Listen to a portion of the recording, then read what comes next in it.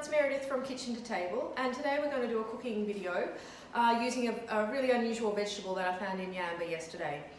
It's a vegetable that I normally find in Italy when I'm visiting there, and I just love this vegetable because it's just such a beautiful vegetable to look at. It's so unusual, and yeah, I just couldn't resist picking it up and sharing it with you.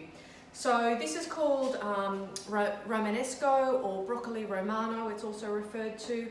It's a member of the brassica family and probably tastes similar to cauliflower.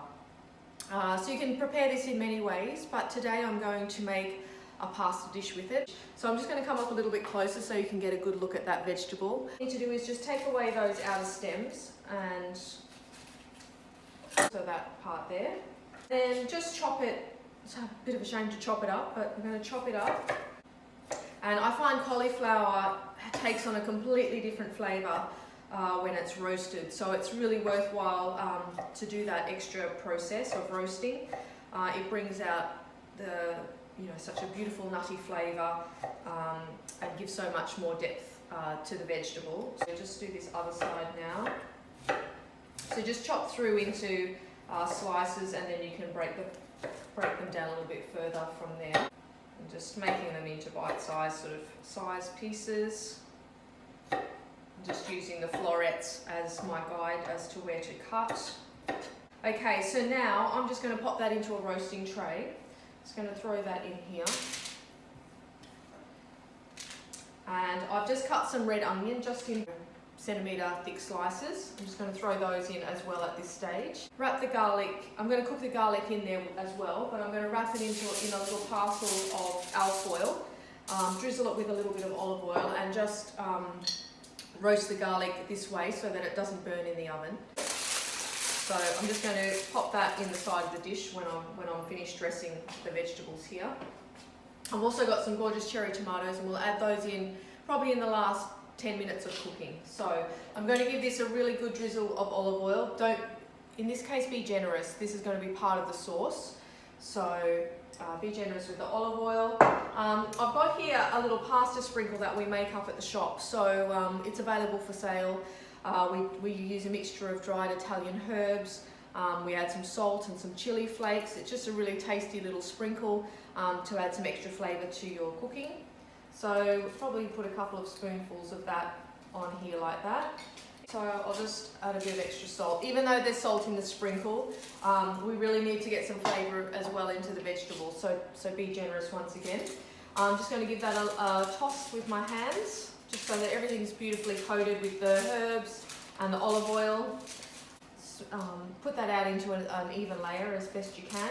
Just going to pop that little package of garlic into one side. And this is going to go into the oven now and roast, let's say 20 minutes to start with. Okay, so 20 minutes has gone by, and I've pulled the tray out of the oven just to check the tenderness of the vegetables. The red onion is softening nicely.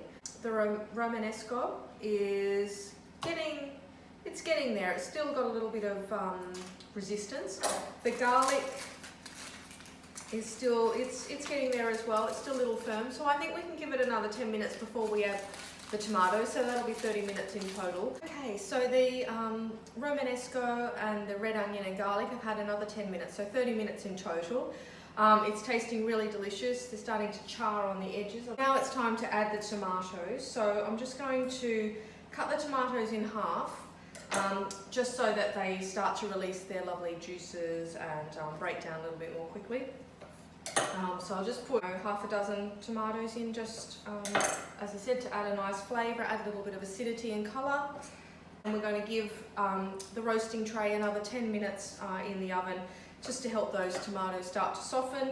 Our vegetables are now roasted, and they smell really delicious and fragrant. What we need to do now is get our pasta cooking. So I have chosen today this casarecce pasta. It's just a good shape. It'll catch all the lovely sauce. It's a nice short shape, which works perfectly with the vegetables. And orecchietti would be really fabulous as well if you've got that on hand. Just a pot of boiling water, lots of water in the pot. Bring it to the boil, then we'll salt it and add the pasta. What we're going to do here is transfer this dish over to the stove and just add a little bit of chicken stock just to help the vegetables soften that little bit more. I'm just going to check in on our garlic here, which is softened beautifully.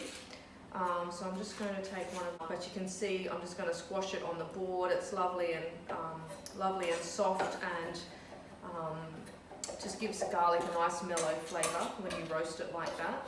Probably go for two or three cloves.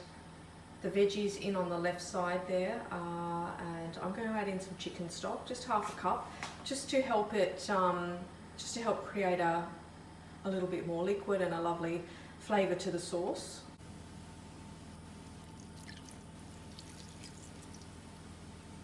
Okay, I'm over at the stove, and we're going to get our pasta on to boil. So the water is now boiling, and I'm going to salt this water very generously. The water that you cook your pasta in should taste like the sea, so it needs to be nice and salty, which helps to season the pasta and give everything great flavour. You know, I find I probably need 3 or 4 of these heaped spoonfuls, and you can actually taste the water just so you know how much to add, and it just should taste really salty.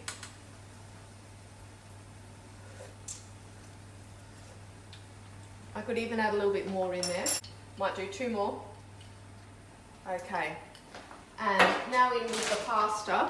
Now I usually work on about 80 grams of dried pasta per person, and just give it a little stir around and help it come back up to the boil nice and quickly. And then we'll pop the timer on. So we'll check after 4 just so that we maintain that lovely al dente texture. And if it needs a little longer, we can cook it another minute longer and go from there.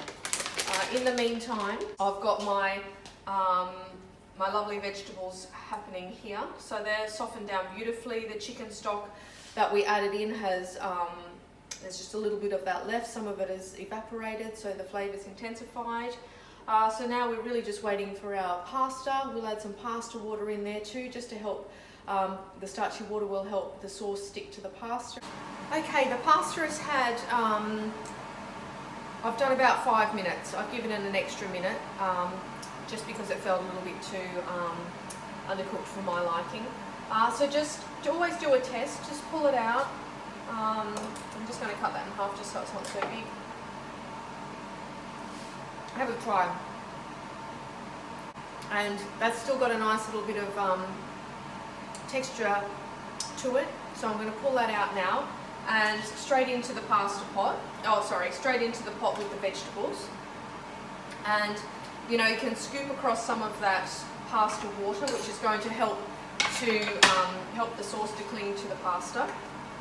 And that's often a secret ingredient in any of your pasta cooking, is to take across some of the pasta water. And just let this sauce cook for a couple of minutes. We can ladle in a little bit of the pasta water as well, just a little bit extra. And just bring that up to the simmer. So to finish off this pasta dish, we're just going to chop through some fresh parsley. I prefer the flat leaf or the broadleaf Italian parsley. Just like I prefer its texture. So just chop that finely through, stalks and all can go in. Now a little bit of fresh lemon zest, just to give it a nice bit of zingy flavour. And then we need a nice amount of Parmesan cheese. This on my board, just a little bit easier. So be generous with the Parmesan, because that also will help that sauce bind to the pasta. Alright, so that can go into the pot. I'm going to mix all that together.